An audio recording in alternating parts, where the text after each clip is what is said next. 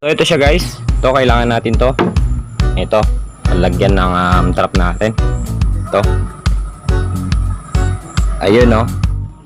So ayan guys, nandito na tayo ngayon sa ating tutorial. Ayan, sana makita nyo, paano kasi ng setup ng wala kasi tayong malaking.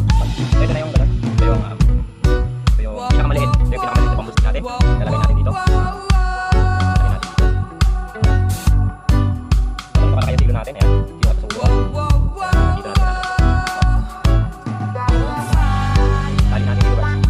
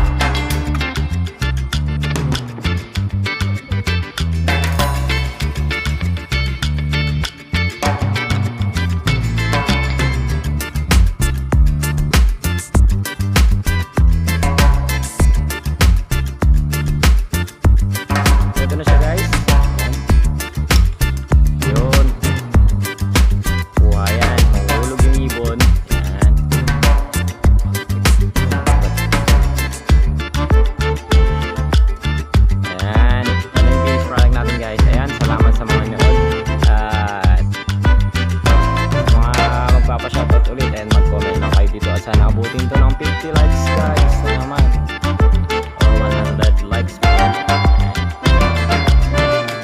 Walang tablet.